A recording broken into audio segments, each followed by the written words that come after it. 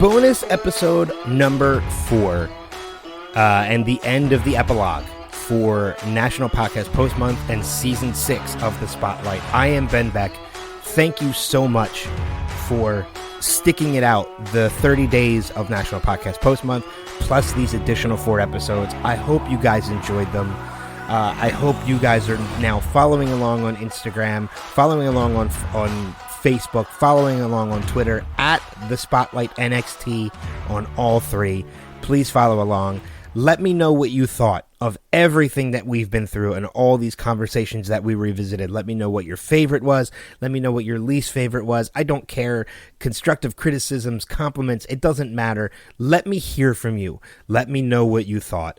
This final one here, Ruben Fleischer, who is a producer and director.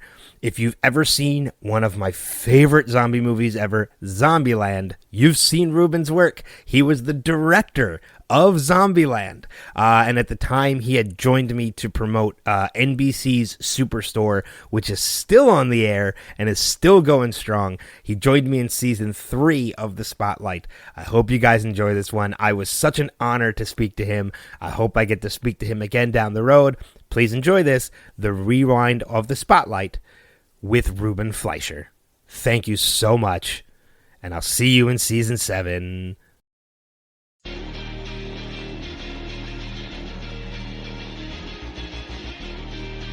All right, so this being our first episode back into the new year, I'd like to think we're getting off to a great start with our guest this week. He's a writer, director, producer for both film and television, his first movie being one of my all-time favorites, but we'll get to that in a little bit because he's here with us this week to talk to us about the new comedy Superstore, Mondays on NBC. Please welcome Ruben Fleischer. Ruben, thanks for spending some time with us. Thanks for having me. I'm really excited to be talking to you. Yeah, we're excited to have you. So we'll get to Superstore first because obviously that's what you're here to talk about, and we want to help you talk about that and get the word out for it. We've seen a couple episodes of it on NBC already. There's been a bonus episode on NBC.com as well. But for anybody who hasn't had the opportunity to see it yet, we want to encourage them to go and see it. So what can you tell us? What can you tell us that they can expect about the show for when they actually watch it?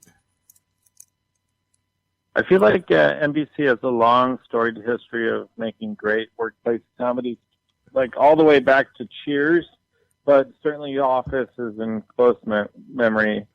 And I feel like Superstore delivers on that same pleasure of just watching a group of workplace friends who are almost like a kind of family. These disparate souls that are stuck together in a place for 8 to 10 hours a day, and the relationships they form and the fun that they have together. And it's a really great ensemble cast in a really fun, unexpected location, which is a classic American superstore, a la Walmart or Target or any of those types of stores. Yeah. And it's just a really fun type of show. Yeah, I know I know Steve and I have both had the opportunity to catch all 3 episodes, and I know I'm looking forward to seeing more of it as it comes along because I really enjoy it so far. That's awesome. I mean, we got really lucky with the casting of the show. Our ensemble is really strong, starting with America Ferrera, who's just, so fun to watch on TV. Everyone knows and loves her from Ugly Betty, but I feel like she's the type of person that there's something about her when you watch her, you just lean in and you engage with her. She's just a really relatable person who's grounded and real, and she's the anchor for the show. And she's surrounded by like 6 other super fun, super funny, very diverse characters that surround her. Yeah, I'm glad you guys have anyone that kind of stuck out to you as a favorite? Like when you watched it, I'm curious to kind of get your thoughts on who you responded to. Steve, I was going to say, I mean, America Ferrera definitely does stick out to me, as well as Ben Feldman, who plays Jonah as well. But as of right now, I'm a big fan of Colton Dunn, who plays Garrett on the show. He's sticking out as one of my favorite characters at the moment. Yeah, he's an incredible improviser, and it's always fun to as a director, work with talented improvisers, and I got really lucky on this show because Colton, Lauren, and Mark McKinney are all like world-class improvisers. But when we were casting the show, Colton was somebody I had actually just shot a commercial with. I'm a director, and I direct a lot of things besides movies and TV shows. Sometimes I get to direct commercials, and so I just done a commercial with Colton, and he also is a writer for Key and Peele, and he was just on my radar from UCB, and I just knew he was really funny. He had a supporting role in Parks and Rec, and so when it came time to find a character to play Garrett, he was definitely at the top of my list. Yeah, and I know you mentioned Mark McKinney, too, who anybody who's listening who doesn't know is previously actually going back all the way to Kids in the Hall. So, I mean, his improvisational skills are top-notch. Yeah, and if you've ever found yourself saying, I'm crushing your head, you have Mark McKinney to thank for that. I mean, it's pretty awesome to get to work with somebody who, as a true comedy lover, had such a strong influence on me as a kid growing up. Like, he's definitely the sort of senior member of the group of our ensemble. He's the Glenn who plays the boss at the store. He's kind of like a father, like a misguided father figure for our ragtag bunch. But, yeah, he's just super, super funny and has an incredible pedigree having come from Kids in the Hall. Yeah. Yeah, I'm glad you mentioned obviously America Ferrera as the main character. It's kind of split between her and the fellow who plays Jonah, who's also Ginsberg from Mad Men fame, for those of you who might notice somebody noticeable. But we've seen a lot of the dry and laugh track, less humor. There's no laugh track on the show, which that's kind of one of the things I look for in a comedy anymore. Don't tell me when to laugh. I'll laugh when I want to. But we've also seen a little bit of mystery, especially with that character Amy, who is played by America Ferrera. So it feels like there's a lot of comedy, but there might be another side and a more serious side to the show when it calls for it. What maybe can you tell us about the tone of the show moving forward and what people can expect in that light? Sure. I mean, our writer, Justin Spitzer, who created the show and is an immensely talented person, he came from The Office, and I think The Office was a super funny show, but it had heart at its core. Mm-hmm. I feel like he just related a lot to those characters and felt for them, and whether it was Jim, Pam, or Michael or Dwight, any of them, you connect with them on a really deep level, and that's our hope for this show, is that like it just has a lot of heart. Like, you feel for these people who, whether it's their dead-end job or their, frustrated relationships or whatever it is, there's another layer to it beyond just like the goofy, fun things that happen at a day at a superstore. It's more about just understanding, relating to these people as real, full-rounded characters who, think and feel and love and want. And while our goal is always to make you laugh, it would be great if you felt for them as well and felt a connection to them. Yeah, absolutely.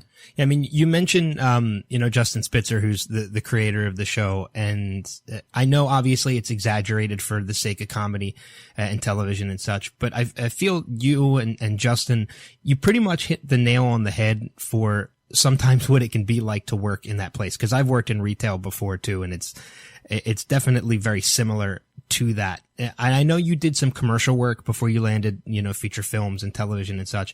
Did you have any experience in retail that you can kind of reflect on that you use when you're directing or when you're producing the show as well? Yeah, I mean, I worked a register at a gift shop, and it was a pretty brutal job just dealing with like all the customers that I just really didn't think much about. But when you clock in and clock out, that's your time at the store. But what really matters are the people that you're spending the time with. And so while it might not be the most like fulfilling job working retail, if you have people that you like and connect with that you're surrounded by, it makes time go a lot faster. That's what I found when I was working in retail. Yeah. Yeah, I do have a little bit of interest because it kind of plays tones at making fun of the people who shop at Walmart. I assume that comes a little bit from that famous website, People of Walmart, or something along those lines, where you kind of get the inspiration for those people, because that's one of the better parts of the show as well, that can make you laugh on any given night. Yeah, I think those interstitials, I don't know if you guys noticed, as you were watching, there's sometimes these transitional scenes that don't have any dialogue. They're just kind of these like observational moments of people shopping in the store, or a little baby bouncing in a crib, or whatever it may be. There's like these just kind of like funny observational moments, and those are, I guess, to a degree, a nod to the people of Walmart, but more than anything, just, most of these stores are like open for really late and long hours, and just all the weird things that could happen at any time within them. Yeah, for sure. Then transition a little bit here. I'm glad you mentioned that you did some directing of commercials and stuff, because I saw just through a little bit of research on your IMDb page that you've also directed a couple episodes of Kimmel. And I don't think we've ever had a director on the show before. At least I've never talked to one. So I'm kind of interested in just what goes on in directing an episode of late night TV, like a Jimmy Kimmel or something like that. Well, for me, it was a dream come true to get to work on a late night TV show. I grew up as a huge Letterman fan and was kind of obsessed with him, and definitely credit him as my biggest comedy influencer, or just like developing my taste more than anything else probably as a kid. And so when I moved to LA, I happened to work with a woman whose boyfriend was Kimmel's brother, John, who's now one of his head writers. But at the time, we were both young PAs and just coming up. And she mentioned that Jimmy was looking for some directors. This was like season 2 or season 3 at the Kimmel show. And it was an incredible experience as a young director, because it's like directing boot camp. I never went to film school or anything like that. But like when you're at Kimmel, you get there about like 10 o'clock in the morning. The writers kind of get about to writing the sketches. They hand them out, and you got to basically cast them, shoot them, edit them, and deliver them all by 7 p.m. And they have to make the cut for that night's show. And it's the best proof of working, because like if you do a bit, like I did a lot of the little bits for the first act pieces, and you get to see with a live audience whether or not they work or not. You shoot it, and then that very same night you get to see if people think it's funny. So it's a really great way to hone your talent as a director. A, because it's really fast and you got to think on your feet how you can make it as great as you can, and B, you get the result of getting to see it put up front of an audience every night and seeing if it makes the cut or not. Yeah, it's almost like trial by fire a little bit, as you said. Yeah, absolutely. Yeah, I was going to say it sounds about as hectic as you would expect it to.